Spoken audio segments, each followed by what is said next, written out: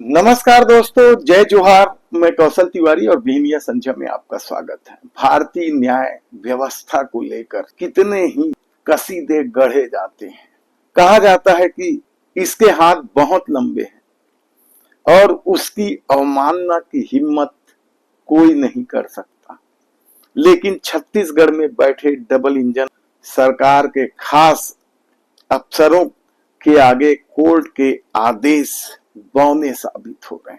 आज हम इस राज्य के सबसे बड़े सफेद पोस्ट सिंडिकेट का पर्दाफाश करेंगे, जहां आम आदमी कोर्ट से जीत कर भी अफसरों की चौखट पर आकर हार जाता है। एक सामान्य सा नियम है, delay justice is not a justice. न्याय में देरी न्याय न मिलने के बराबर है। लेकिन अफसरशाही ने अब एक नया ट्रेंड सेट कर लिया। न्याय मिल भी जाए तो इसे फाइलों में दबा दो। छत्तीसगढ़ हाई कोर्ट में लंबित अवमानना के डराने वाले आंकड़े गवाही दे रहे हैं कि राज्य के प्रशासनिक महकमों में न तो कानून का खौफ है और न ही आम जनता की तकलीफों की परवाह। और जजों की कुर्सी पर बैठे कुछ लोग सुविधाओं के चक्कर में इन अफसरों के खिलाफ कोई कार्रवाई नहीं कर रही है, जिसकी वजह से कोर्ट में केस जीतने के बाद भी आदमी न्याय की राह तक रहा है। उनकी आंखें पथरा गई हैं।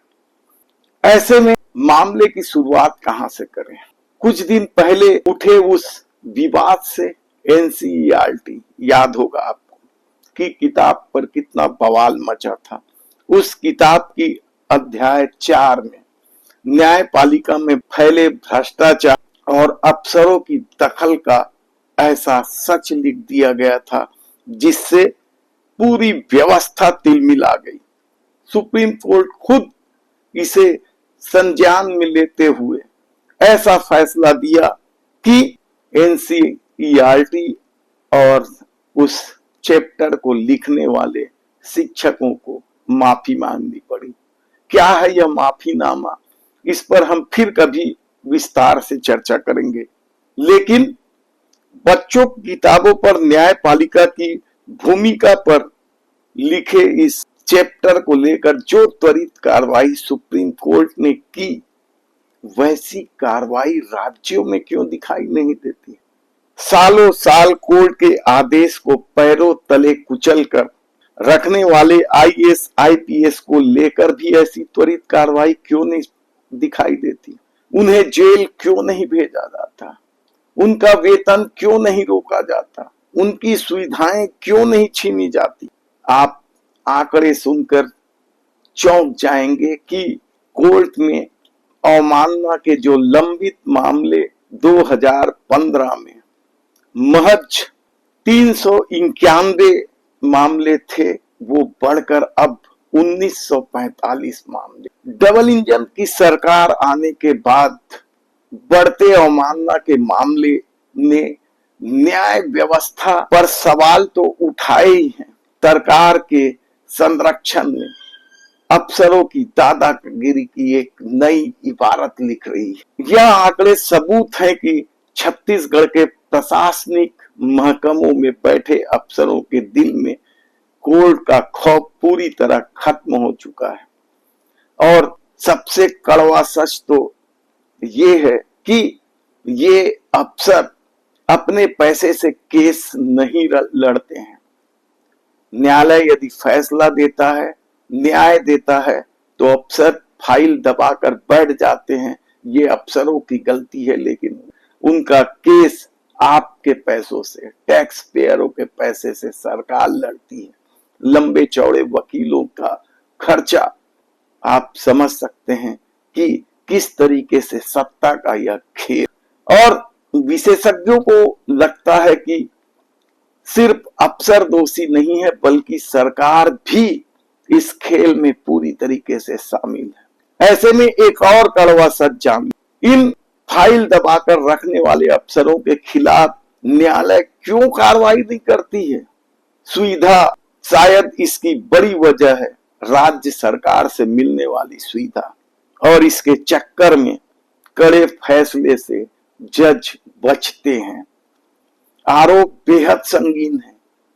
प्रशासनिक जरूरतें जजों को होती है। प्रोटोकॉल, गाड़ियां भी चाहिए राज्य सरकार से, सुरक्षा भी चाहिए, बंगले भी चाहिए, और रिटायरमेंट के बाद कई जजों को तो किसी न किसी जांच कमीशन का पद भी चाहिए, ट्रिब्यूनल का भी पद चाहिए। और रिटायरमेंट के बाद अफसरों के रहमो करम पर निर्भर होने की संभावना ने जजों को कड़े फैसले लेने से रोक दिया है, कहा जाए तो गलत नहीं होगा। और शायद यही वजह है कि न्याय के बाद भी लोगों को अफसरों के चक्कर काटने पड़ते हैं और फिर अवमानना का केस दर्ज करने के लिए फिर खर्चा करना पड़ता है। और ऐसे अफसरों को सीधे जेल भेजना चाहिए था, उनकी सैलरी रोकनी चाहिए थी, लेकिन केवल कारण बताओ नोटिस जारी करके शायद न्यायालय भी अपने कर्तव्यों का इतिश्री कर ले। बहुत हुआ तो उपस्थिति का आदेश दे देती है और अफसर अति व्यस्तता की बात कहकर बहाना बनाकर साफ बच निकलते हैं, और आम आदमी जिसने सालों लड़कर केस जीता है उसके हाथ कुछ भी हासिल नहीं होता है। सोचिए, गरीब आदमी जमीन जेवर बेचकर अनुकंपा नियुक्ति के लिए या पेंशन के लिए या अपने जमीन के विवाद के लिए वकीलों को लंबा चौड़ा पैसा देकर केस लड़ता है, सालों दफ्तरों के चक्कर लगाता है, और उसके बाद उसे न्याय मिलता है। तब यदि अफसर उस न्याय को दबा दे तो उस अफसर के खिलाफ क्या कार्रवाई होनी चाहिए। बात सिर्फ कोर्ट के आदेश की नहीं है, लोकतंत्र के वजूद की भी है, क्योंकि यदि न्याय मिलने के बाद भी कार्रवाई ना हो तो उस व्यक्ति का लोकतंत्र पर भरोसा कैसे रहेगा। और ऐसे अफसरों को बचाने के लिए सरकारी अफसरों की फौज खड़ी हो जाती है। बड़े बड़े वकील खड़े कर दिए जाते हैं जो एक एक हियरिंग का लाखों रुपया लेते हैं। यह फीस अफसर अपनी जेब से नहीं देता है, बल्कि सरकार देती है उस पैसे से जो टैक्स पेयर जमा करते हैं। यानी गलती करे अफसर और उसकी भरपाई जनता करे। गजब का शासन व्यवस्था चल रहा है, और डबल इंजन के आने के बाद जिस तरीके से केसों में बढ़ोतरी हुई है वह हैरान कर देने वाली है। जरा सोचिए, इस पूरे खेल में नुकसान किसका हो रहा है। ऐसे में यह मामला सिर्फ छत्तीसगढ़ तक सीमित नहीं है। जहां जहां डबल इंजन की सरकार बैठी है सभी जगह इसी तरह का खेल इन हाल के वर्षों में शुरू हुआ है। आम आदमी चक्कर लगा रहा है, न्यायालय से केस जीत कर आता है, अफसर फाइल दबा देते हैं। महाराष्ट्र में तो कितने मामले हैं, अनुकंपा नियुक्ति का मामला हुआ, पेंशन का मामला हुआ, जमीन का मामला हुआ, लोग त्रस्त हैं। बॉम्बे हाई कोर्ट चकाचौंध में मस्त है, कहा जाए तो गलत नहीं हो। ऐसे में उड़ीसा, मध्य प्रदेश में भी अनुकंपा का केस जीत गए हैं, नियुक्ति नहीं दे रही, अफसर फाइल दबा के बैठे हैं। पेंशन, जमीन अधिग्रहण, कितने ही मामले हैं, आप सुनकर हैरान हो जाएंगे इन आंकड़ों को।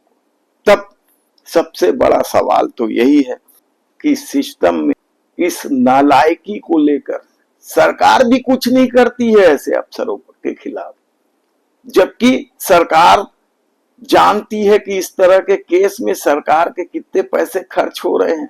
वकीलों की फौज, क्या कुछ खर्चा नहीं है। देखना है कि इस खबर के बाद न्यायपालिका जागती है या क्या करती है। यदि आपको यह खबर लगता है कि लोकतंत्र को बचाने में महत्वपूर्ण भूमिका निभा सकती है, न्यायालय को ऐसे अफसरों के खिलाफ कार्रवाई करने के लिए प्रेरित कर सकती है, तो आप इस वीडियो को अधिक से अधिक शेयर कीजिए और सब्सक्राइब करके बेल आइकन का बटन भी दबा दीजिए।